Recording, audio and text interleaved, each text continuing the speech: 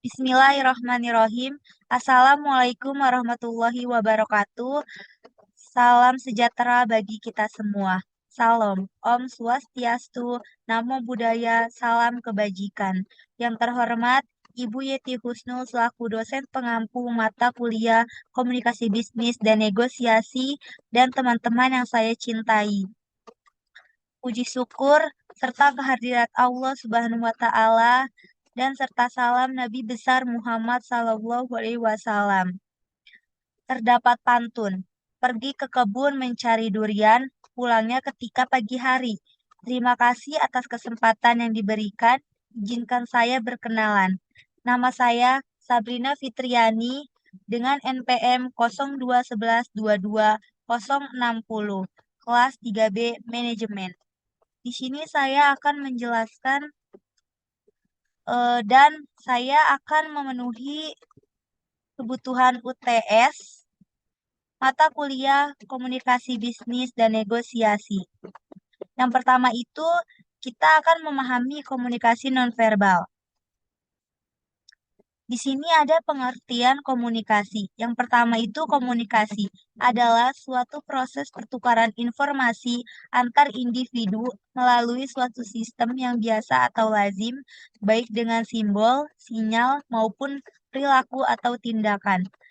Adapun juga komunikasi bisnis adalah komunikasi yang digunakan dalam dunia bisnis yang mencakup berbagai macam komunikasi, baik verbal maupun nonverbal. Tujuan komunikasi ini yaitu meningkatkan keterampilan bisnis dan komunikasi, serta memberi keterampilan berpikir dalam komunikasi dan bisnis, dan untuk menjalin hubungan kerja yang baik dan juga meningkatkan produktivitas dalam lingkungan kerja. Ada bentuk dasar komunikasi, yaitu untuk menyampaikan pesan bisnis secara efektif dan efisien, seorang komunikator bisnis harus mempunyai keterampilan komunikasi dan mampu menggunakan alat atau media komunikasi sebagai berikut.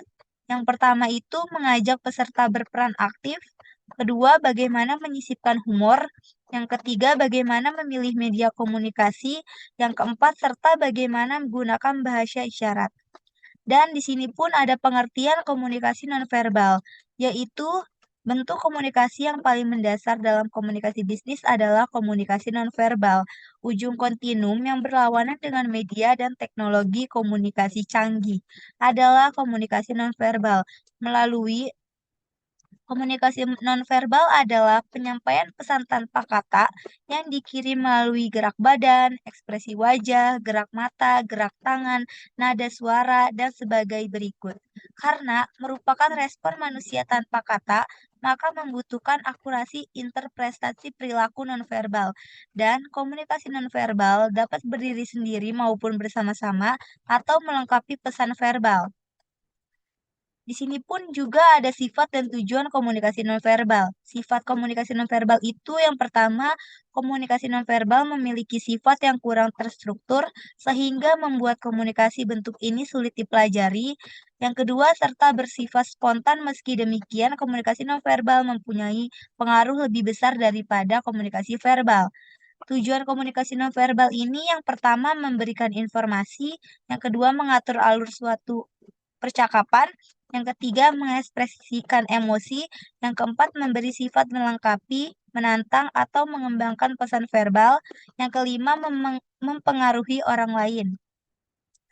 Adapun juga keunggulan komunikasi nonverbal, yaitu berkaitan dengan tingkat kepercayaan yang tinggi terhadap kebenaran pesan yang disampaikan menggunakan bahasa isyarat. Dan contoh-contoh komunikasi nonverbal, yaitu bahasa tubuh yang mencakup ekspresi wajah, gerak mata, kaki, tangan, dan sikap badan. Yaitu ada mengerutkan dahi, gambar pria dan wanita yang dipasang di pintu masuk toilet, tersenyum saat berjabat tangan dengan orang lain, membuang muka, menggelengkan kepala, tangan mengepal, dan menganggukkan kepala. Di sini yang terakhir ada manfaat penelitian yaitu persuasif. Yang pertama itu ada masalah. Masalah dari komunikasi nonverbal itu salah satu kelemahan media komunikasi nonverbal adalah tidak dapat menggantikan sebagian aspek fonologis dan morfologis dalam bahasa. Dalam kajian fonologis meliputi fonem segmental dan suprasegmental. Fonem segmental berupa konsonan dan vokal dapat digantikan dengan ejaan jari. Tetapi, fonem suprasegmental yang berwujud irama, intonasi tekanan, dan jeda yang akan menentukan terbentuknya makna tidak sepenuhnya dapat digantikan dengan media komunikasi nonverbal isyarat.